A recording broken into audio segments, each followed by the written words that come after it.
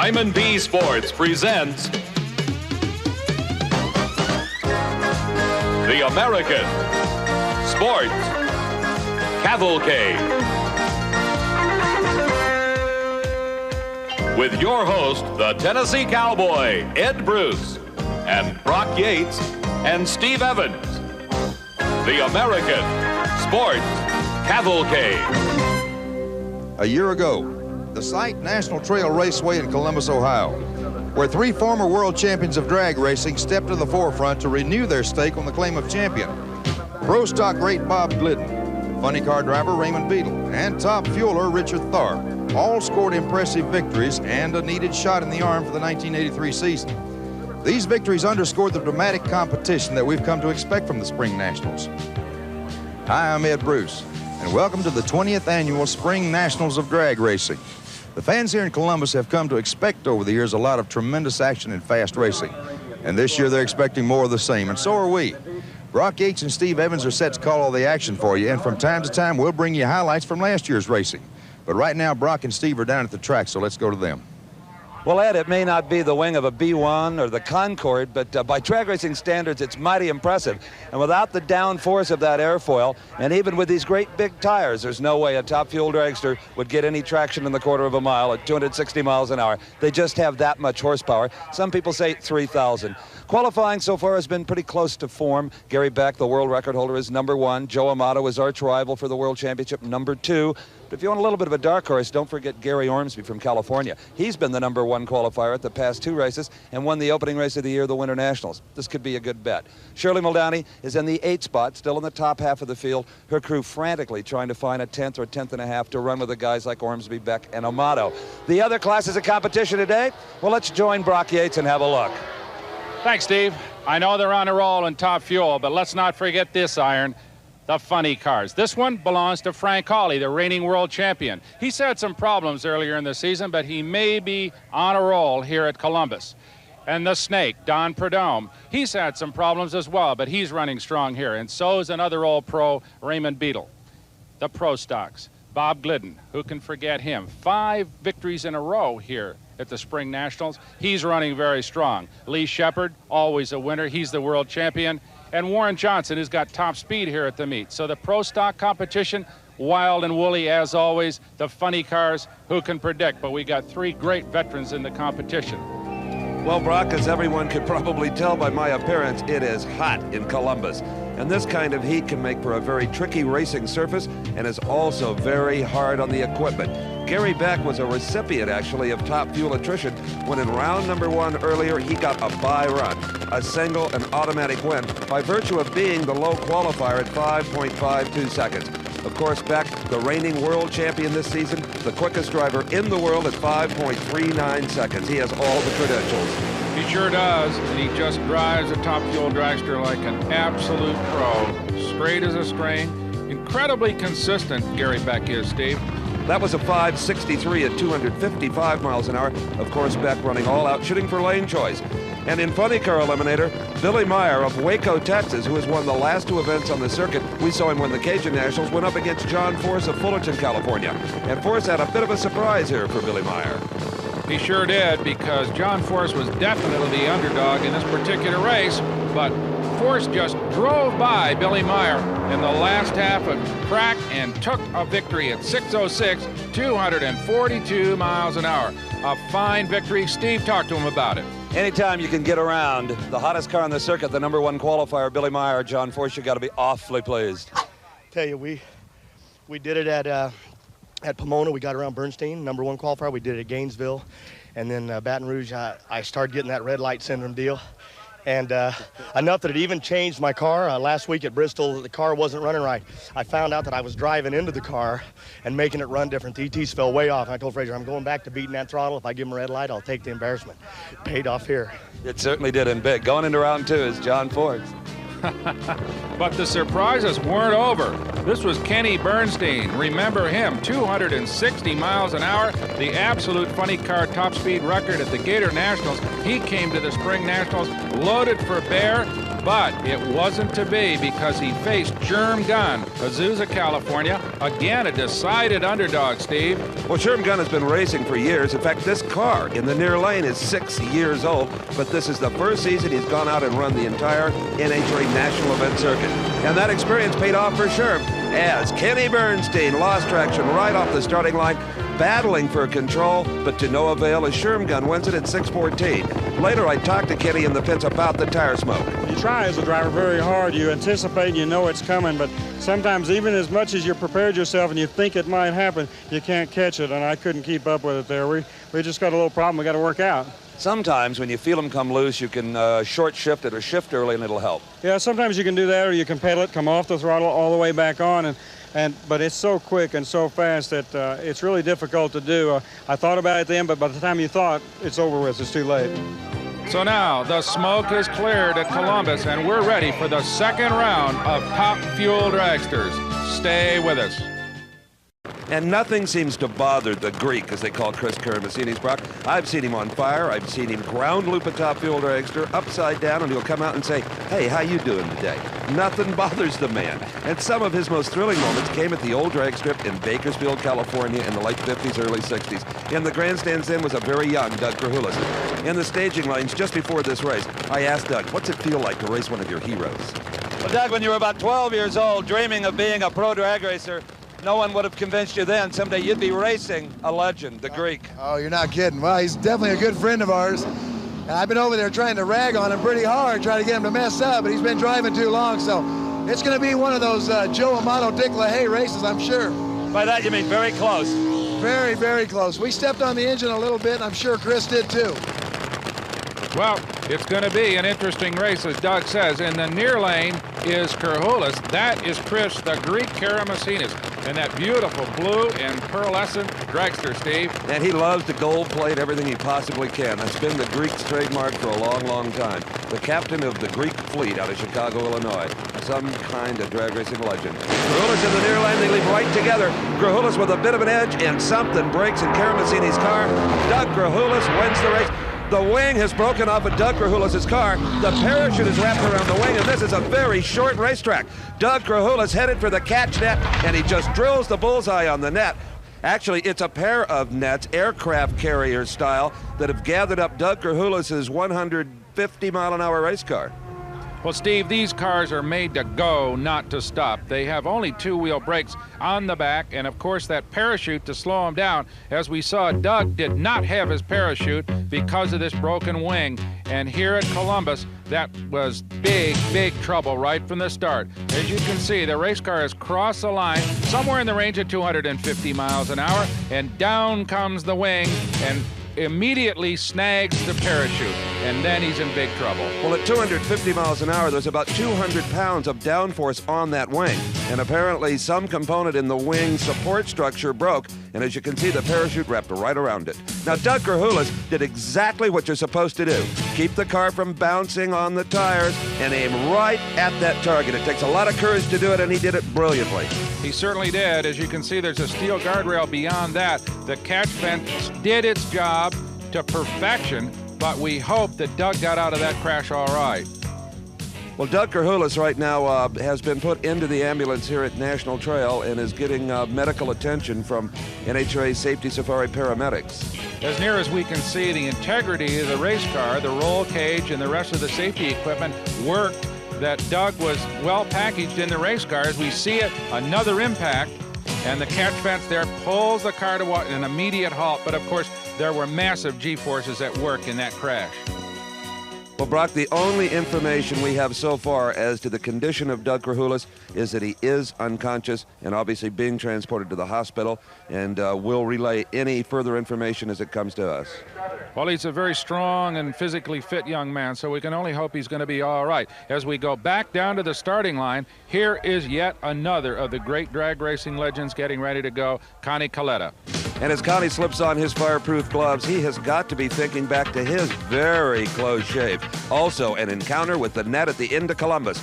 Now, you see what happens if they get to bouncing on those great big balloon-like tires, Brock. That could be a problem in itself, but Coletta takes it right into the net at a much slower speed, however, than Doug Krahulis was going. And minor damage, really, to the race car. They put a new front end on it, and we're back here for the second round. And there goes the engine, the electric starter hooked up to the blower drive that kicks over that monster 500 cubic inch nitro burning V8 engine behind Connie Coletta. And he better have a lot of nitro in the tank, because his competition here in round number 2, the low qualifier, the world champion, Gary Beck of Hemet, California.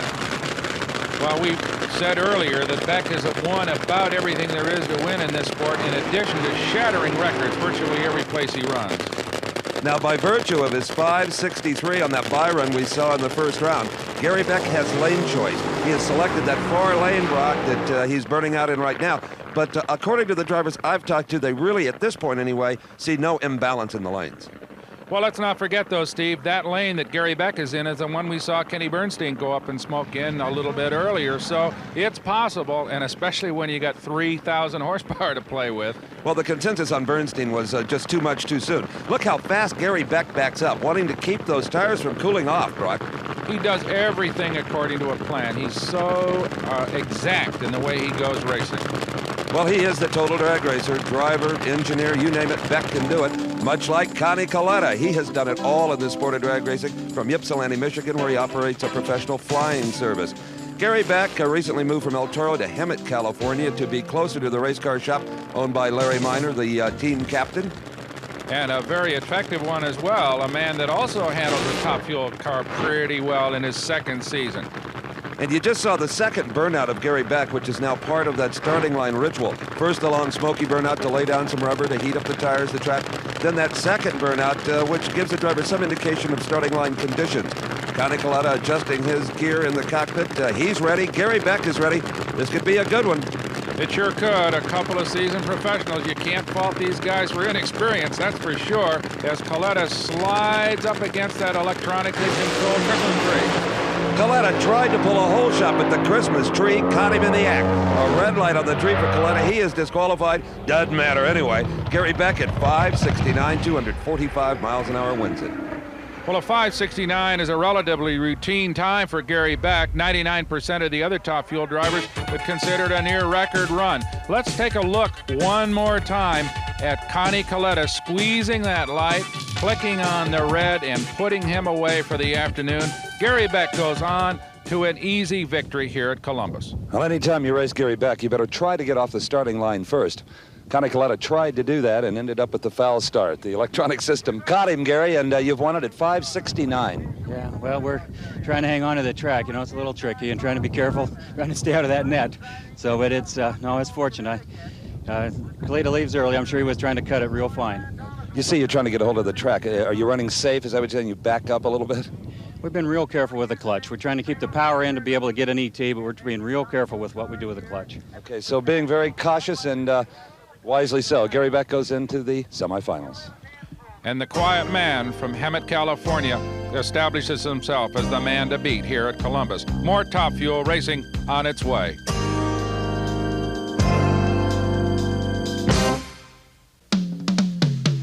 It's standing room only here at National Trail Raceway in Columbus, Ohio. The next pair of Top Fuel dragsters are just about ready to start. But first, let's check in with Ed Bruce for some history on this event. Last year's Top Fuel final was more than just another exciting race. It was a matchup of two former world champions, both with something to prove in 1983. Let's take a look back at last year's Fuel final between Richard Tharp and Shirley Muldowney. Shirley Muldowney in the far lane has had tremendous success here at National Trail Raceway, winning the Top Fuel title in 1976, 77, 80, and 82. She'd been running very well all day. Richard Tharp in the near lane exploded an engine on an earlier run and had to put in a new power plant to make this run. At the start, both cars are together, but Shirley lost some traction and Tharp was ahead. Then Tharp exploded his engine, and Shirley, trying to catch up, came up a little short. Richard Tharp won an incredibly close race. In slow motion, we see that when Shirley's car lost traction, Richard pulled out to a big lead. Then he blew his second engine and was literally coasting toward the finish line. Shirley came on strong, but Tharp had just enough momentum to carry him home for the win. A great race for the Top Fuel final. Well, hopefully we'll lead to something like that as a conclusion here this year as a couple of more Top Fuel dragsters fire up in the staging lane. Steve Evans, this is Bob Simmons, a man not quite as well known as some of the other contestants. But a dedicated drag racer, Brock. It has been Simmons' lifelong dream to race this kind of competition, the Becks and the Amatos and the Ormsbys, and here he is for the very first time doing it. Well, he may very well have run up against Joe Amato, his rival in this race, before. They're both a couple of Easterners and run a lot of NHRA events along the East Coast. And interestingly enough, Simmons' car in the near lane is equipped with a Donovan power plant. Now, that was the first of the aftermarket drag racing engines, and the only one you'll find in this field. Simmons' car called the New Englander. He's proud of his Eastern heritage, and so is this man, the world's fastest drag racer. Joe Amato set the record at the Gator Nationals at 262 miles an hour, partially due to that great big wing you see. He invented that style of wing, and his wife, Jerry, is always on the starting line checking things out and backing up her husband. Well, if it's Bob Simmons' goal to squeeze his way into the big time at Top Fuel drag racing, here is his opportunity. His rival, Joe Amato, the quickest in the business, as we know. His chance to beat him, well, let's hear what Bob Simmons had to say about racing Joe. Well, we're not only tickled, we're giving it all we got. We're going to go out and do the best we can against Amato. He's the toughest guy here, but we're going to whip him. In a lot of ways, he is the toughest. Oh, what kind of a gamble do you take against Amato? Parts are expensive. Well, I got two gambles. I'm gonna try to cut the light as hard as I can. If I red light, I red light. And I'm gonna chase him as far as I can. He may hurt something on the high end, and I get a chance to drive around him, I'm gonna do it. Well, there's the strategy, at least on paper, that you go about to beat a man like Joe Amato, but the reality may be a little bit harder to pull off than the theory, Steve. Indeed, Brock. First, let's see if Simmons can get the whole shot that he wants so badly. Well, it's a clean start. No red light for Simmons, but it was Amato out first, and Amato is going to win this race convincingly, as a matter of fact. It is Joe Amato at 573, 252 miles an hour. But Simmons was game, Brock, with the old Donovan motor at 615, 223. Nothing to be ashamed of. It sure was, and a good job for Bob Simmons, even though he did lose. All right, you recognize this lady. Most of the racing world does. The pink car, Shirley Muldowney, three-time Top Fuel world champion. In fact, we got a couple of real class acts here, Brock. Shirley Muldowney up against Gary Ormsby in the far lane. Ormsby won the opening race of the season. The Winter Nationals has been the low qualifier at the last two events on the circuit. He's a tough customer from Roseville, California. And in Roseville, California, Gary Ormsby has a very successful automotive dealership. Kind of grew up in the car business, started out as a lot boy and worked very hard. And, of course, you know the story of Shirley Muldowney. It's been told in books and magazines and in movies. One of the great figures in this sport and something of a hero among the women's movement. She is a rags-to-riches story of unparalleled dimension.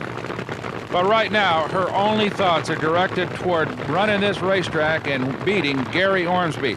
So as they stage, let's go to Steve. So Joe Amato, a nice effort, Joe, at 573. That's pretty good, Steve. We had to change a lot of parts in the first round because the car was a little soft. We're not really hurting it. We're really working hard to try and put a little more power in to try and, you know, use up the fuel a little bit and burn the motor up a little, make some more power. And not smoke the tires. And not smoke the tires yet. Did we smoke the tires then? No, it didn't look like it. No, it felt pretty good. It shook a lot when I put it right before I shifted it. But, you know, that was more like a tune-up run, so I think it'll come around now because we had to change the clutch. My car never runs good when it has a fresh clutch in it. So the next run, I think it'll come around. And we'll, you know, right now we've got her on Ormsby. The lane choice, I don't think, is that critical. You saying that Ormsby's going to beat Shirley Muldowney? Well, he's running the best right now. You know, that's anybody's race. You know, I like to see both of them. I'm friends with both of them. I like to see Shirley beat him because he's closer to us in the points, but it's anybody's race, you know. Just the best man win. Well, let's go out and find out. But you heard Joe Amato. He's already got Ormsby advancing here. Well, we'll see how that prediction comes out, but let's not forget this. Shirley Muldowney is very, very close friends with Doug Kerhulis, who is now on his way to the hospital, and we have to wonder whether or not she is somewhat distracted by his problems. Shirley would be on her way to the hospital right now if it were not for her commitment to this sport and this race. Gary Ormsby is out first. Shirley Muldowney trying to gun him down, but not today. Joe Amato was right. Gary Ormsby does advance into the semifinals at 5:65, a nice elapsed time, and a good speed of 247 miles an hour.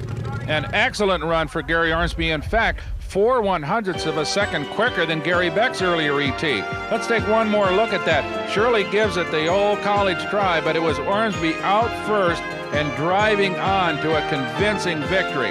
As we see here, as they go through the lights, it's Gary Ormsby all the way by a full car length. Steve is with Gary. She ran a pretty good number against you. She stepped right up with a 74, but you got her in the 60s. Yeah, she's no lightweight. She ain't easy to beat. I know. Even now, after all these years, if she beats you, you go back to Sacramento, your old friends will still give you a hard time about it. Oh, there's a lot of heat, Steve. A lot of heat. That lady beats you. And especially if she leaves on you, which she didn't. Well, that's good. But nothing's worse than getting beat by her. And it's not because she's not a good racer. It's just people don't understand. You know, she's a lady and she's a very good racer. Oh, I'll say she is. You got another very good racer coming up next round, Joe Amato. Yeah, we went battle several races, and he's pretty tough. But I think we're going to be ready this time, hopefully. Okay, we'll see Gary Ormsby in the semis. So as Gary and Shirley end this particular little encounter with a handshake and head back to the pits, let's take a look at the semifinal pairings. It will be Ormsby versus Joe Amato. Gary Beck will have a bye run because of that unfortunate accident involving Doug Krahulis. Stay with us at the Spring Nationals. We're back at the Spring Nationals in Columbus, Ohio. Hi, I'm Brock Yates along with Steve Evans and Ed Bruce. We've got some funny car competition coming up, but first, Steve has rounded up some more information on Doug Krahulis, who had that unfortunate crash a few moments ago. Steve? I'm with Ronnie Davis, the emergency medical technician on NHRA's safety safari team. And Ronnie, how is Doug Krahulis doing? Fine. We just got back from the hospital, and he's in fair condition. All the vitals are stable. He's breathing on his own, and he's being transferred to Riverside Hospital, which is our neurosurgical center, and got more facilities to take care of him. But at this point, everything looks pretty good for him. Thank you. Well, that is encouraging news about Doug Krahulis, and we hope his recovery continues as we get ready for some funny car action, and that is John Force, Steve Evans, and a real force in funny car competition at this point. Yes, he is, but talk about a force. How about Don Prudhomme, the winningest funny car driver of all time, 4 world championships to his credit. And Brock, I feel that these are the most violent race cars in all the world of motorsports. And the noisiest and most spectacular as well, Steve. I only wish the people at home could smell these things. They had some kind of smell-o-vision. The nitro fumes will just bring tears to your eyes. John Force of Fullerton, California, is one of the toughest individuals, mentally and physically, that I've ever met. And this is Force's idol. Don Prudhomme, they call him the Snake. Granada Hills, California. That is a Pontiac Firebird. Well, a replica of a Pontiac Firebird. Has won world championships in both funny cars and Top Fuel. The only man ever to do that, and one of the singly most successful race drivers in history in all kinds of motorsports. And these cars are just a bear to drive, Brock. They shake and they rattle. They sometimes even roll. Of course, fire, the biggest danger with the engine in the front-mounted location. The only thing separating the driver from that engine is a thin aluminum firewall. And also, Steve, don't forget, these guys don't carry either tape decks or air conditionings in these things. Don't forget John Force. He knocked off Billy Meyer, who was on a big hot streak. And John Force, in our interview earlier, said that he'd risk a red light if that's what it took to get by the competition today. Well, no red light and a good start, but John Force comes to a halt early in the going, and Don Prudhomme makes a strong pass, 5.99, 2.12, to take that race. John Force broke earlier in the going, and that was the end of it for him. Unfortunate for John Force, but he is through for the day here at Columbus. As for Don Prudhomme, a 5.99, a pretty good ET, low top speed, 212 miles an hour. He obviously shut it off in the lights when he saw he'd won. Tom McEwen, the Mongoose, in his car, ready to go after the racetrack is clear to John Force's machine. That'll take a couple of minutes. In the meantime, Don Prudhomme is out of his car and will have a chance to reflect on his easy victory. Well, in this sport, the win lights make you smile, but when there's rounds to go, the 5.99s don't. Snake, what happened? Do you have any idea? Yeah, I think so. It just fell off. We made a jet change, and the track was loose in the middle, and it used the engine up during the three-quarter mark of the course. So, you know, it just slowed up. All right, so Don Prudhomme goes to the semifinals, and at least he thinks he knows how to get back into that 580 track. There's still hope. There's always hope when the Snake is on the racetrack, as he gets ready to go back and find a few more horsepower out of that big V8. In the meantime, the smoke is clearing for some burnouts between these two gentlemen, Tom McEwen and the world champion, Frank Hawley. Frank Hawley really represents the new generation of drag racer, Brock. He's in his late 20s, and as you said, has won the world title 2 times and has worn that mantle very, very well. He's excellent with the press, goes out of his way to expose the sport of drag racing, to encourage youngsters not to street race, to do it on NHRA sanctioned drag strip. Just a fine all-around guy. And so, of course, is Tom McEwen of Fountain Valley, California. If he's not racing his funny car in the quarter of a mile, you'll find him in SoCal at Los Alamitos Racetrack racing his horses in a quarter of a mile. It's all 1,320 feet, no matter how you cut it with McEwen. One of the real veterans and one of the best-known racing personalities in the United States. Survey after survey reveals that everybody's heard of the Mongoose. And a very glib guy, Brock. An excellent interview. He'll often go to the timing tower and work with the PA announcer and entertain the crowd. Just a terrific guy. Frank Hawley runs for Austin Coyle out of the Chicago area, also one of the great fixtures in drag racing. Relatively independently financed operation, Steve, as compared to some of the other high-buck operations. That's right. They exist on what they win. And they win a lot with Frank Hawley inside that machine. Hawley, very good with the lights, generally a very consistent race driver, not prone to mistakes. Austin Coyle has had 11 drivers in the long line of Chi-Town Hustler automobiles. He tells me that Frank is the best of the lot because he can do things down the racetrack. He has just a magic quality with that throttle foot to keep those tires from spinning. Yeah, you'll very seldom see Hawley get the car sideways, have to go up and smoke, red light it, and do all the mistakes that can you do in one of these things. But right now he's behind Tom McEwen and not catching up. It is Tom McEwen enjoying his finest season of performance in a long time. 592 for the Mongoose at 249 miles an hour. He can go quicker than that, I think. Well, that was just a case of Tom McEwen using raw horsepower and good traction to drive away from Hawley. As you can see, Hawley ran well, but McEwen ran better to beat the world champion with that beautiful new red Corvette of his. And as always at the Spring Nationals, a huge crowd enjoying the finest drag racing possible, and it appears that maybe Halloween has come early to Central Ohio. We'll be back.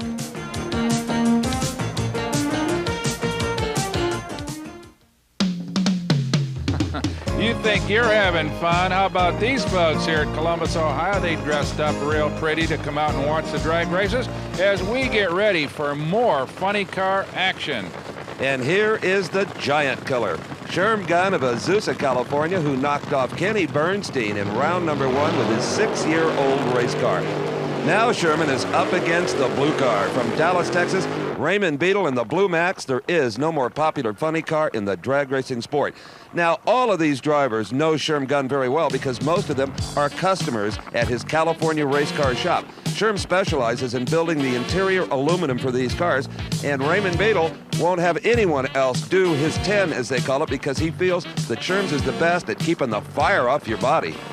And that is mighty important in one of these things. As we said, the engine right up front, it's practically in your lap, and these things have been known to go up like giant firecrackers if you feed too much fuel to them. Raymond Beadle with the emergency hatch open. There's no problem with the car other than that it's darned hot inside, and the only way you get a little ventilation, in fact, they do carry air conditioning, Brock. All you do is open that escape hatch. I stand corrected. In fact, Sherm Gunn's got his window down, too, so he's going to stay nice and cool. Well, Sherm doesn't have the latest in aerodynamics. You talked earlier about the pungent aroma of nitromethane fuel, Brock. That could be a problem for the drivers were it not for some very special equipment in the helmet area.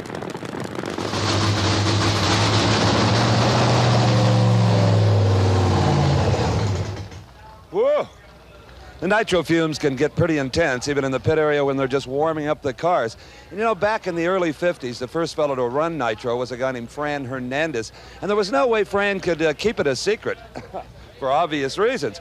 And along about the early 60s, when the drivers were becoming nauseous from the fumes, the breather mask was conceived. A filtered mask made the driver a good deal more comfortable. And even today, Raymond Beadle still uses this trusty device, along with his old, rather battered, full-coverage helmet. But here right now is the latest technology in helmets. In fact, Mark Oswald of the Candies and Hughes team just got this helmet yesterday. The breathers are built into it, and it has a fireproof Nomex sock made out of carbon fiber The entire helmet weighs less than 2 pounds. And also brand new on this helmet is the double layer goggles. In case of fire, this top layer can burn off and still the driver will have some vision with that second layer. You'll see motocross riders even using these helmets today without this sock to filter out the dust and the dirt. So even in the helmet department, the technology marches on. And so do the race cars. That's the front wheel of Raymond Beetle's Blue Max moving into the staging lights. That is the 84 Camaro of Sherm Guns in the foreground. Well, it may be an 84 Camaro body, but looking under it is a 1978 race car chassis. Now, Raymond Beetle has an 18-wheeler full of parts and pieces. Not so Sherm Gun. In fact, there's already some smoke coming out of the right bank of Sherm Gun's engine. But Sherm Gun very alert on the lights. The engine's starting to fade for Gun. It is Raymond Beetle all the way. Beetle wins it at a 593, 247 miles per hour. So for Sherm Gun, the day is over, but with some good memories, defeating Bernstein in round one, his best ever effort. Well, Raymond Beetle goes on as the Blue Max eases to a stop up there at the far end of the racetrack, but we've got another pair. That is the Candies and Hughes car, driven by Mark Oswald, one of the strongest runners in funny car competition. Going up against him is Gary Southern, Glendora, California. Not quite as well known a competitor in this particular kind of competition, Steve. No, but Gary Southern has driven everything in drag racing. Top fuelers, you name it. In his early days, he was a go-kart champion. And I would tell you, Southern is quite an outdoorsman. He is also now a professional bass fisherman, in addition to hunting and all kinds of outdoor activities. Mark Oswald has an awful lot of fans and even family in the grandstand because he's from Cincinnati, Ohio, but spends most of his time these days in Houma, Louisiana, working on the bright red Firebird. This is Gary Southern, Glendora, California. He's got 4 children. In fact, one of the boys is a professional baseball player, a pitcher. He's got to be mighty proud of that. And a good-looking race car. This is a new tempo-bodied funny car that Gary's brought here to Columbus, and it's really well turned out. Not a whole lot of sponsorship signage along the side of the car. He runs it independently, but he does a good job with it. The car, beautifully turned out, and it's going to have to be to beat the man in the other lane. Well, a lot of people feel the Candies and Hughes car is the best prepared in funny car racing. And Mark Oswald, very savvy when it comes to track conditions. Earlier, Brock asked him if there were ideal conditions. Mark, if you had your absolute choice in terms of sea level or altitude, in terms of temperature, time of day, humidity levels, what would you pick? If you could dial in the weather and the location and the geography, you know, inland, on the seacoast, in the mountains, on the deserts, where would you like to run, and exactly what, if you could pick the optimum weather and conditions, what would you choose? If I wanted to build my optimum racetrack, I'd build it in Death Valley as low as I could get it, and I'd put a big forest all around it so there's a lot of oxygen off the trees. That'd be about the ultimate. How about temperature?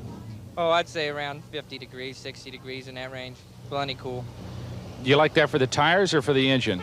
Well, it depends on the racetrack, too. A lot of the racetracks, you know, they like this track here particularly will get a problem if it gets real hot.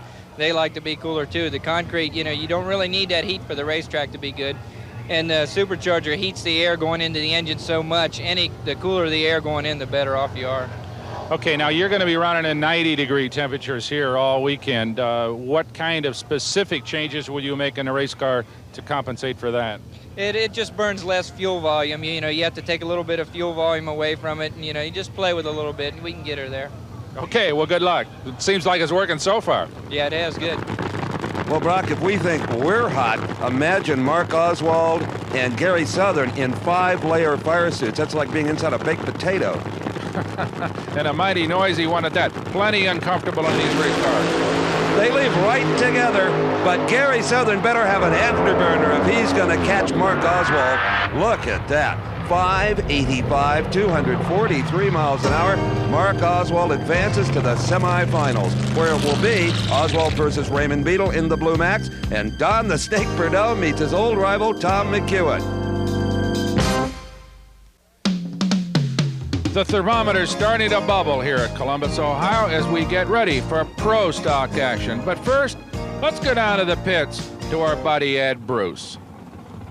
Pro stock driver Bob Glidden, the winningest driver on the NHRA Tour, has made a habit out of appearing in these final rounds at the Spring Nationals. He's won this event an amazing 5 years in a row, and 6 out of the 7 times he's won the championship when he made it to the final event. Let's go back to last year and watch him as he faced Frank Iaconio in that final run for the championship. Bob in the far lane had been having a tough year up until the Springs. Ranked number 4 in 1982, he faced Frank Iaconio, ranked number 2 in the near lane. Both cars eased into the staging lights, and off the line, it was a very close race. But Glidden puts on the steam and pulls ahead for the victory, running 178 miles per hour, the highest speed for pro stockers at the Springs. In slow motion, we see it was a great start for both cars. But then Glidden poured it on for the win, his 5th consecutive win at the Spring Nationals. I wonder if Bob can do it 6 straight times. Well, we're about to find out, Ed, because there is Bob Glidden, the red, white, and blue 84 Ford Thunderbird in the far lane. The Pro Stock is the single most expensive car in drag racing to build because of its sophistication. The minimum weight is 2,350 pounds with the driver aboard. They're 500 cubic inches, and nobody does it better than the 5-time world champion from Whiteland, Indiana, Bob Glidden, ably assisted by wife Etta. And here from Winston, Minnesota, with an 84 Pontiac Firebird is Gene Fashing. Well, these guys are going to go at it. They just run head-to-head. Pro Stock competition is also the tightest in drag racing, Steve. It's never decided by more than a car length. And the most important part of any Pro Stock drag race is the start. Bob Glidden has red-lighted in the far lane. The 5-year streak comes to an end. Gene Fashing upsets Bob Glidden here in Pro Stock competition. Unbelievable. Unbelievable it is, and a 792 as we see Bob Glidden roll off the racetrack. He's got to be displeased. As you watch Bob Glidden and the Christmas tree at the same time, you can see it was a very close red light, but it appeared that Glidden's car was rolling slowly as if possibly the line lock that holds the front brakes was not operating properly. Well, the first of the big upsets in Pro Stock is Gene Fashing knocks off the favorite, Bob Glidden, with a tremendous run. Trying to get out of the race car. Safety net out of the way. Door open. Hey, how about that? Congratulations. Kind of a surprise. Do you have any idea what happened, Gene? Bob just staged last and red lighted. That's all I know. Boy, 5 in a row he had here. You had to go up against him and say, boy, this guy owns this racetrack. Yeah, I didn't expect to win. Didn't expect to win, but I'm here. You take it anyway, huh? Yep, we'll go for the next one. How's the car running? I don't know. I don't know what I ran. It didn't run worth a darn on the first pass, but I hope we picked it up a little. Well, congratulations. See you next round. Okay, thank you. It's a good thing that car wasn't on fire, Brock.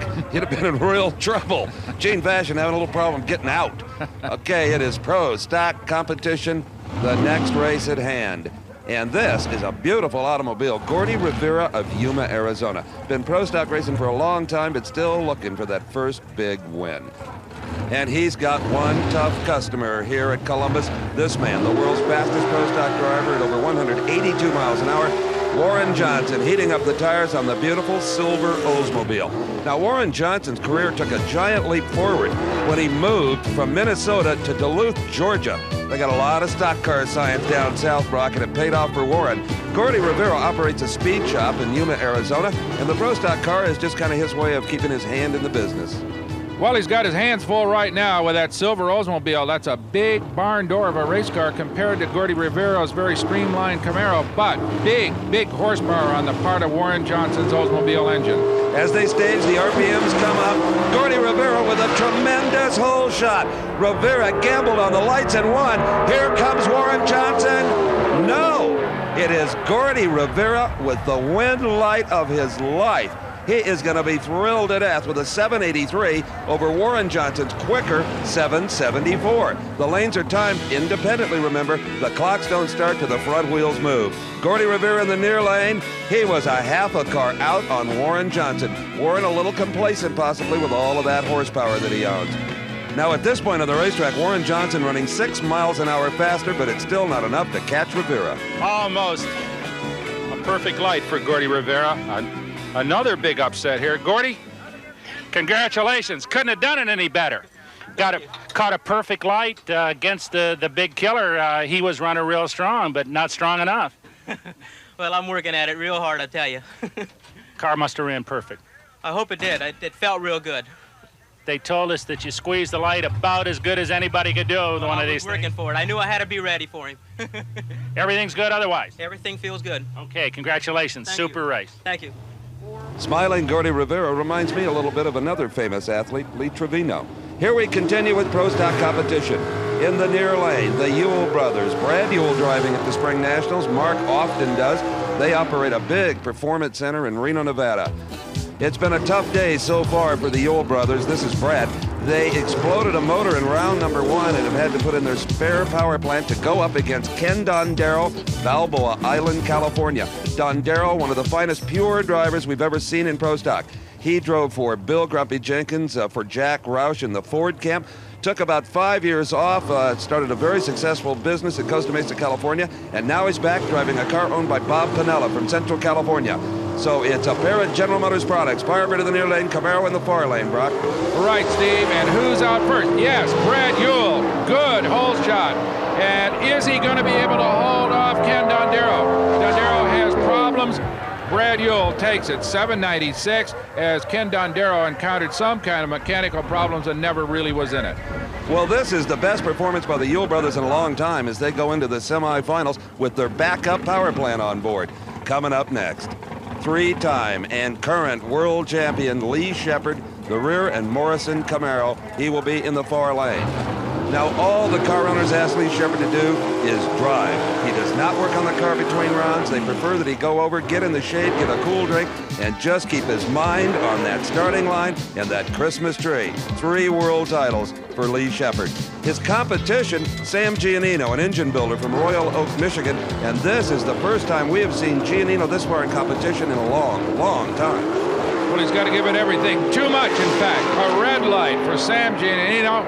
That puts him away. It looks like he's going to win the race, but not to be. Lee Shepherd wins it at 777. So with his rivals Glidden and Johnson out, it'll be Shepherd against Gordy Rivera in the semifinal. Gene Fashing, Brad Yule go against each other in the other race. Well, that does it with Pro Stock for the time being, but let's go back to the pit area. Those hands belong to Raymond Beetle crewman Fred Miller. He is a clutch specialist, and adjusting the clutch on one of these funny cars is one of the most critical components of fast racing. Steve is with Raymond Beetle to reflect on his upcoming race. Raymond, let me get inside your head just a little bit. You've got a race, Mark Oswald, Candies and Hughes. They can out-tee you on this racetrack. We've seen that all weekend. Do you gamble on another motor setup or go out there and just try to stay close to them and force them into a mistake? Well, we're going to force them probably to make a mistake. We're going to change our car up a little bit, which we've been changed at the last 2 or 3 rounds. We kind of changed our whole approach today, and we kind of did just the opposite of what we'd been doing the last 2 or 3 days, and the cars picked up 4 or 500s every run. So that time we were a little reluctant and leaning on the motor too much, thinking we might smoke the tires because the track has been kind of touchy for some of the cars. So we are going to lean on the car a little bit, but hopefully he hurt his car pretty good, and we know he's going to have to back it up. He had to change motors in the first round, so we think we'll stay pretty pat, but hopefully we'll pick up a few hundred. Good luck, Raymond. Thank you. And that's Joe Amato. He's suiting up for semifinal action. Well, the racing has been as hot as the weather here at National Trail Raceway in Columbus, Ohio. I'm Steve Evans along with Ed Bruce and Brock Yates. Brock is right now back in the pit area with Bob Glidden. Well, if there was a favorite in Pro Stock here at the Spring Nationals, it had to be Bob Glidden. 5 straight championships in this place, and then suddenly a turn of luck that even a veteran like you couldn't imagine happening. Bob, exactly how did it transpire? Well, we staged with a brake, with an electric solenoid, and apparently when I put the line pressure on and went to stage, the solenoid released and the car rolled through the lights. And in NHRA drag racing rules, that's it. Goodbye. We're not allowed any mistakes in this business, and the smallest part can fail, and you're still going to be out of action. Bob, have you ever had this kind of a parts failure before? I've had a similar thing happen, but in another case, it was our fault. It was a broken wire. You know, we have parts fail occasionally, and we've had a ration of it. Glidden Race Cars has had a ration of it for about a year, but it'll change around. Well, there's no second chances in this sport. Top Fuel semifinals, a pair of quality cars. The fastest driver in the world, Joe Amato, holds a record at 262 miles an hour. As we said earlier, pioneered this giant tall wing up there in what Joe calls the clear air. Now his competition in the far lane will be Gary Ormsby, the winner of this year's Winter Nationals, the low qualifier at the last 2 races. So Brock, I think we've got a good chance for this to be a very tight competition. Well, you sure can't fault the cars or the drivers. As we saw just a few moments ago when talking to Bob Glidden, that you could have a little mechanical failure. But as we watched Joe Amato's wife, Jerry, guide that beautiful maroon race car back into line, we can pretty well count on the fact that these cars are coming to the line with excellent preparation.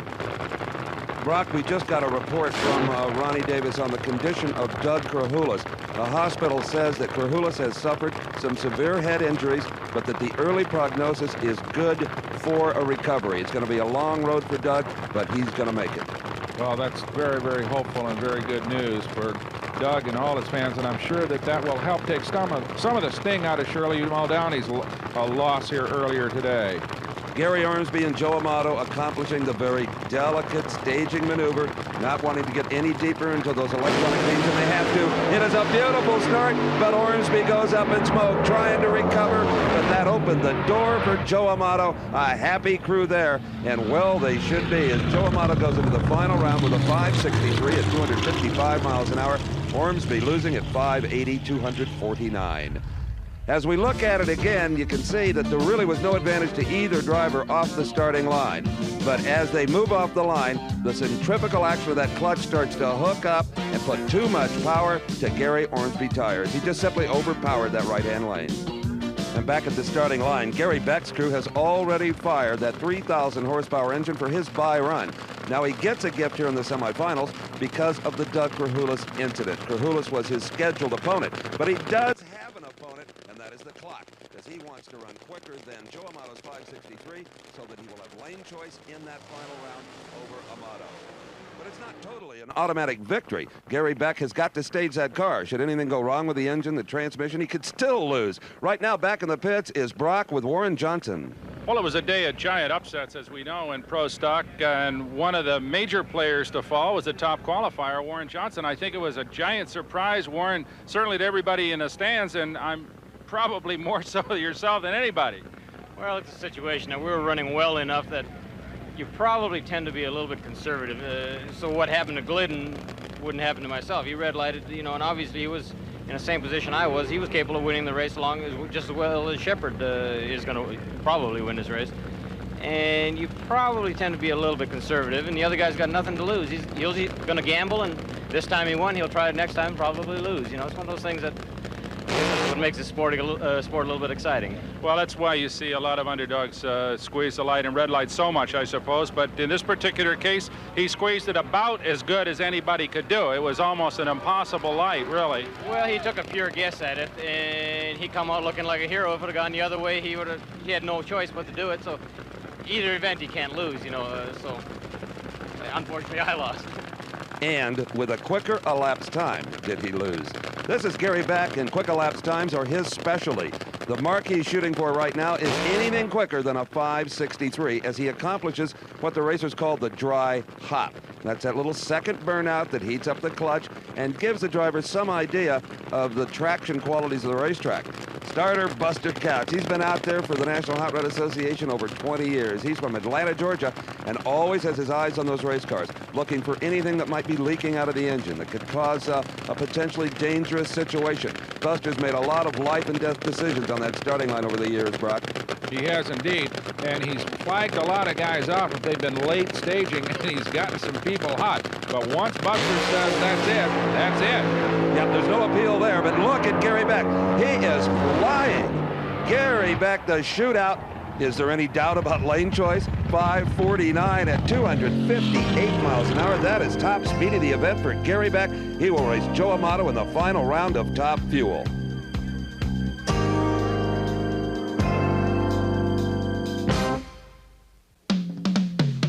All right, that is a funny car. This is Columbus, Ohio, the Spring Nationals, and that automobile belongs to one of the great veterans in this sport, Don Prudhomme.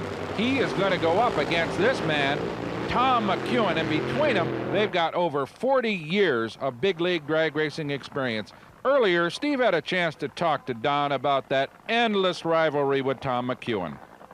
Been doing this a long time, this jungle warfare, the snake and the mongoose. He's got a lane choice here, but not a big advantage, I don't think.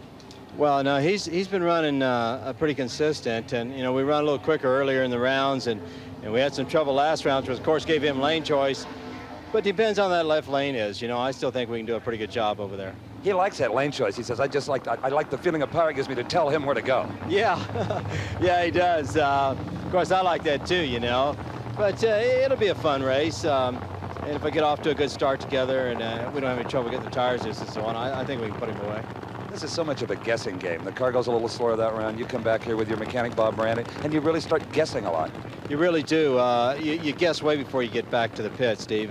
You know, you guess, you know, as the thing was going into high gear, I knew what was wrong with it, and you know, had to make some quick decisions on what to do on our way back to the pit. So we discuss things like that in the tow vehicle, and we get back here, we pretty much know what to do.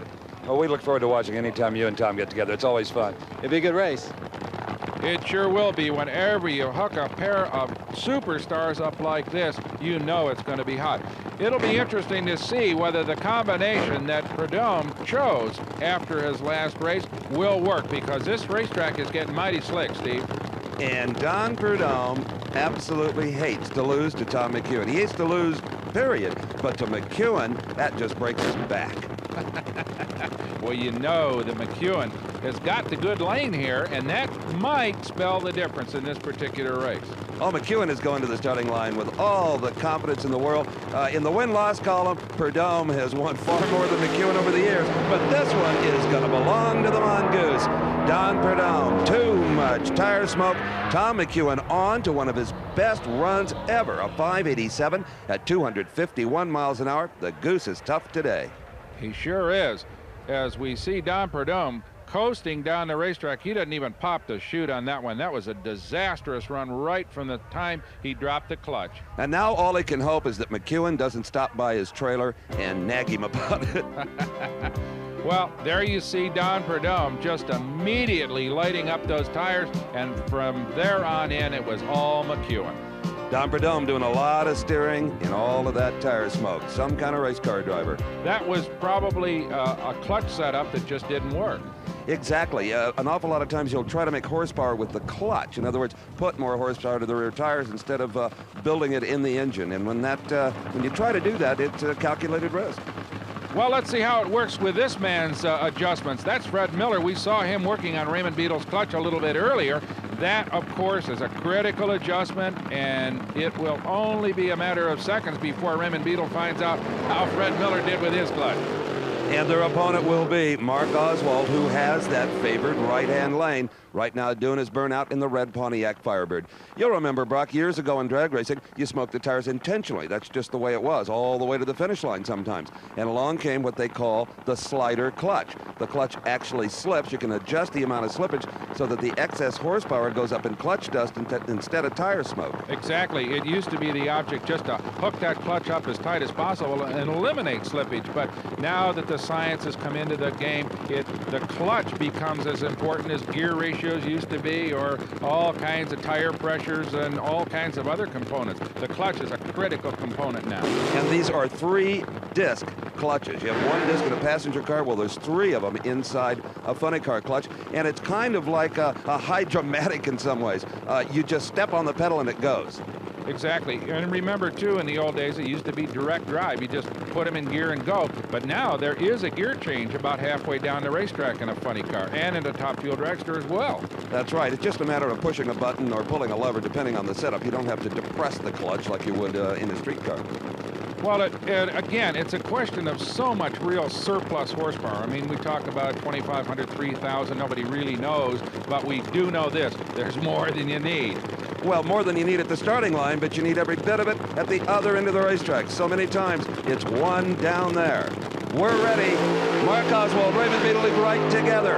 Oswald starts to pull out with an advantage. It is Mark Oswald going into the final round at 589, 242 miles an hour. And that 589 means Tom McEwen will have lane choice with his quicker 587. So as Mark Oswald coasts to a stop, let's take another look at that race.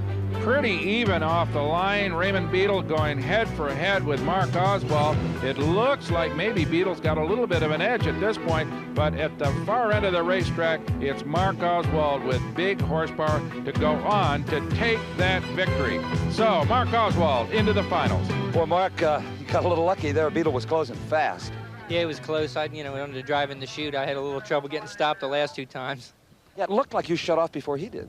Yeah, I clicked it a little early. We've been kind of wounding the motor a little bit, and I want to save it as much as possible. I felt that I was ahead, so I clicked it.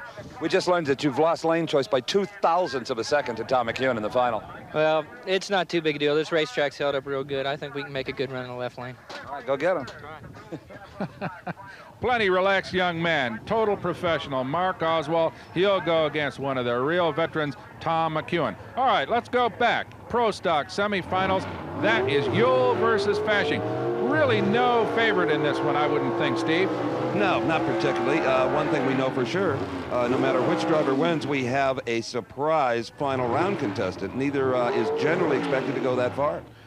Yeah, but let's not forget we've lost a couple of the big names. We've lost Bob Glidden, we lost Warren Johnson, and who's to know? This could be a day of big upsets in Pro Stock. Well, Gene Fashing won his race with a hole shot, as you remember. He may be trying that again on the Yule brothers. Beautiful automobile for Brad Yule, one of the cleanest Pro Stocks anywhere. Engine RPM's up. Gene Fashing has red lighted. It looked like the car just kind of lunged through the beams before he let the clutch out. This is Brad Yule going into the final round. It is 795, 173 miles an hour with his backup engine. Not bad at all. Boy, the Yule brothers have got to be happy. There's some celebrations going on in Reno right now, but unfortunately for Gene Fashing, it's over much too early. Matter of a few feet, and it was decided when he went through the beam and clicked on the old red light. Well, Brad Yule is going to race one of these two gentlemen. Either Gordy Rivera, who had the whole shot of the weekend in the earlier round, up against Lee Shepherd, the world champion. You see Gordy Rivera moving those levers. Unlike a street transmission where you have a single stick, in a Pro Stocker, you got a stick for each gear. And you just keep yanking them back as you go down the racetrack. 4 speeds through the quarter mile. This will be a very interesting start. Warren Johnson, when he talked to you earlier, Brock, said Gordy Rivera is flat guessing on the lights. Well, if he guessed against Warren Johnson, you know he's got to guess against Lee Shepherd because he's down a full 10th in the elapsed time department. Shepherd in the far lane, Yuma, Arizona's Gordy Rivera in the near lane, taking their time moving in. Shepherd breaks first, stages. Now Rivera is in. Buster Couch watches. Gordy Rivera guessed again, only not successfully this time. A red light in the near lane. It'll be Lee Shepherd going up against Brad Yule in the Pro Stock final. Well, Gordy Rivera had no choice but to try it and gamble against Lee Shepherd. It didn't pay off, so Lee goes on to the finals against Brad Yule here at the Spring Nationals.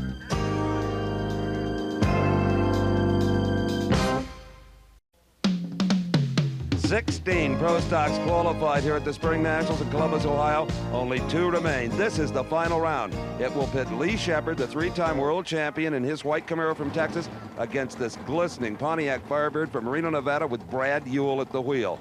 Shepherd looking over, checking out the location of the Yule brothers automobile. You know, Brock, the Yule brothers, I've never seen brothers any closer. They race together, they party together, they're in business together, inseparable guys. They sure are. They share the defeats, they share the losses, and they share the expenses. Earlier, Steve had a chance to talk with Brad.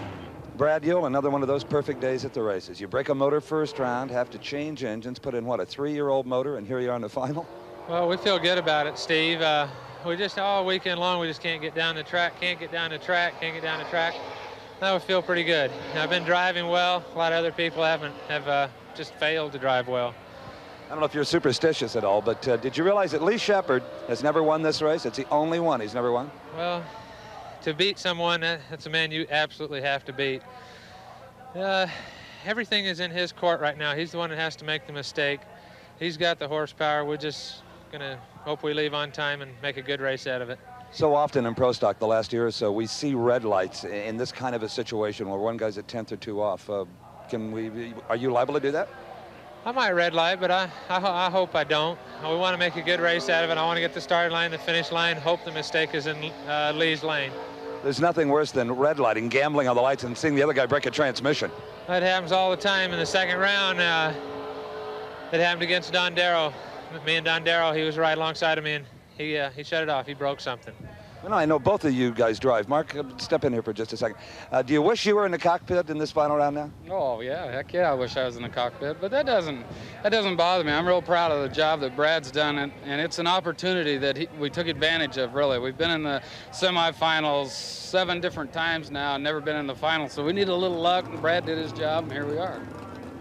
And here we are, just about ready to find out who's going to do it against Lee Shepard in that beautiful white Camaro and that marvelous-looking Pontiac Trans Am of the Ewell brothers, Steve. I got the feeling, talking to Brad, he wasn't going to take a Gordy Rivera type of a gamble. He hoped to have a green light, and he does. But if Lee Shepard is going to make a mistake, it's going to have to be in the next 2 seconds because he's got a big, big lead. It is Lee Shepard for the first time ever winning the Spring Nationals. The Rear and Morrison crew looking down the track like it's just kind of another day at the office. But for Mark Ewell, a thumbs up to his brother, even though he can't see it. He's proud of what he did today. And he should be, because Brad Ewell did a fine job. He did not red light, he drove well, but he was just outpowered. You wonder whether or not Lee Shepard would have had as easy a time of it if the Ewell brothers hadn't had to go to that old tired backup motor. But no matter, it's over with now. Lee Shepard, the new champion here at the Spring Nationals, his first victory, and he is with Steve Evans. Well, Lee Shepard was beginning to believe he was jinxed at Columbus, Ohio. Congratulations, your first ever Spring Nationals win. Well, thanks, Steve. It really feels good. Yeah, things hadn't been looking too good the last few years, and we finally pulled it off. Not here anyway, but everywhere else they've certainly been good. Yeah, we've had a real good season so far. In fact, you've got a huge points lead now. Brad Ewell was not about to red light, as so many do against you. I think he thought he'd take his chances the whole quarter mile. Well, that's usually the smartest thing to do, I think. Looked like we both left pretty close together, and it was a good race. It certainly was a good race, and congratulations again. Lee Shepard moving on towards what will undoubtedly be his 3rd World Championship. And our congratulations as well to Lee. Job well done. All right, funny car finals. That is Mark Oswald in the Candies and Hughes Trans Am. Against him, the old pro, the mongoose, Tom McEwen. What do you think, Steve? Well, I think that Tom McEwen has more confidence today than I have seen in a long, long time, since maybe the late 70s. He's got the performance. His driving has never been better. He's got lane choice. Everything is in his court. Mark Oswald, well, he was about 13 years old when Tom McEwen first started drag racing. It is Mark Oswald all the way. Tom McEwen loses traction, even though he had the favored lane. Oswald, one of the few cars to really quickly get down the near lane at 590, 251 miles an hour. And a popular victory for the Ohio native. Absolutely. Lots of Mark Oswald fans here as we take one more look at a race that turned out to be over in a matter of feet. Oswald on the left side. There goes Tom McEwen boiling his tires.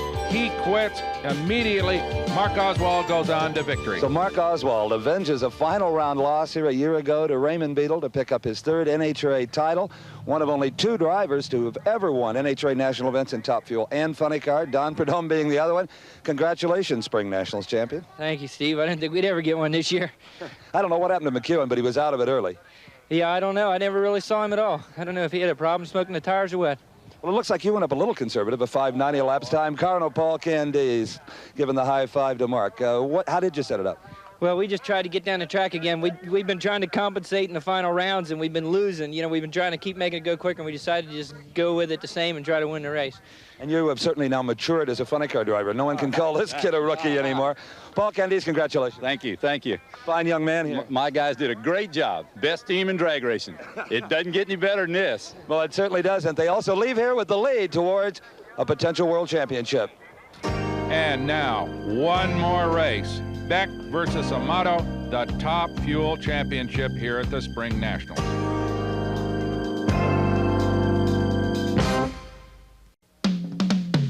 The world's fastest Top Fuel driver, Joe Amato. He will race in the final round at the Spring Nationals, the world's quickest Top Fuel driver, Gary Beck. What a matchup, Brock Yates. Going to be mighty interesting, Steve. As you said, Gary Beck, the lowest ET in history, over there in that beautiful white dragster against Joe Amato, 262 miles an hour. We saw him do it at the Gator Nationals earlier. boy, oh boy, you just wonder whether or not it's going to be back the first half of the track and Amato the last half of the track. And Amato has served notice to Gary Beck that #1 on his car is definitely not secure for next season. Amato had set his sights on the world title and makes no bones about telling Gary. Well, it seems as if he shifted everybody's balance of power when he showed up at Gainesville with that big high wing raked way back, and now a lot of other guys have gone to it. Beck, not quite as radical a setup, though, wing-wise. About 2 years ago is when Gary Beck first came up with his big advantage, and it was in the fuel system. He spent countless hours on a flow bench working it out, a two-stage system, as we see Jerry Amato smiling as she backs up Joe. Anyway, back to that fuel system thing. Beck was able to keep that a secret for a long time, but now the cat is out of the bag, obviously. Joe Amato, some of the other drivers and crew chiefs starting to figure out what Beck has known for so long. There are no secrets in any kind of motor racing. It just gets around. These guys are much too sharp. Watching the other guy, and there's a little bit of copycat in every kind of racing, and it sure happened here. Gary Beck had an advantage, and now we're going to start to see big wings, and I think an emphasis on aerodynamics now that Joe's gotten the big speeds. Well, Beck says with the right aerodynamics that a top fuel dragster could go 300 miles an hour. Think about that. You won't see any game split on the starting line between these two guys. They're good, clean drivers. Both are pre-staged. Let's see who moves in first. Neither driver wanting to move in first. Gary Beck finally does. Amato follows. We are just seconds away from the final race of the Spring National. They leave right together, but Gary Beck starts to stretch it out. Gary Beck wins the Spring Nationals. His crew, obviously delirious. Gary did it with a 5:54 at 2:57. Well, he's been running in the 550s all day long, and I'm sure Joe Amato knew it was going to take that kind of an ED to beat him. It was not to be, though, as Gary Beck really had it all in hand. All those months at the flow bench working on engine efficiency pay off in situations like this. And right here, he presses what's called the high-speed button, leans out the motor for a rocket-fast finish, maximum horsepower as he crosses the line, a winner here at Columbus. So Gary Beck makes it 2 big wins in a row. The Cajun Nationals just a few weeks ago, and now the Spring Nationals again for Gary Beck. Congratulations, my friend. Well, thank you, Steve. Geez, it's a tough race. You know, anytime you race Joe Amato, it's a handful, and real happy to win, and that's for sure. Well, even if he can't win, he seems to hang around a few more rounds than you'd like. Oh, yeah, no, they got a great race team over there, and super guys, and certainly we're real happy for all the Light All-Stars and be able to get her in the winner's circle 2 times in a row. And you just hold your breath all the way down the racetrack, hoping those tires stay stuck. That's it. I saw some wheels over there right off the starting line, and then I wrung her out a little bit in low gear, and they went away. I was real happy to see that. Well, here comes a station wagon full of some big, burly guys from Hemet, California, and they are mighty, mighty happy. As well they should be. Their man wins it. Top fuel victor here, Gary Beck. Our congratulations to him, to Mark Oswald and Funny Car, and to Lee Shepard for another Pro Stock victory. All right, you thought it was all over? How about this? That's Roger Gustin turning up the wick on his jet-powered Funny Car. They hang around to watch this one, Steve. And look at him holding onto the Christmas tree so that Gustin doesn't blow it into Indiana somewhere.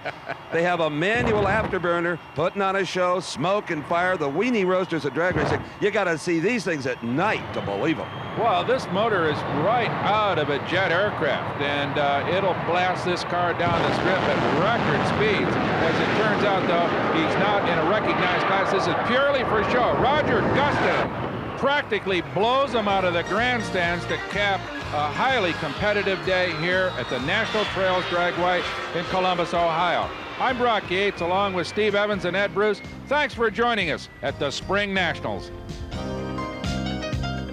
The executive producer for American Sports Cavalcade is Harvey M. Palish. Produced and directed by John B. Mullen. Promotional consideration provided for and a fee paid by the Style Auto World Championship Team, the nation's premier source of fast lane fashion. Style Auto, the champion's choice for the style of your life.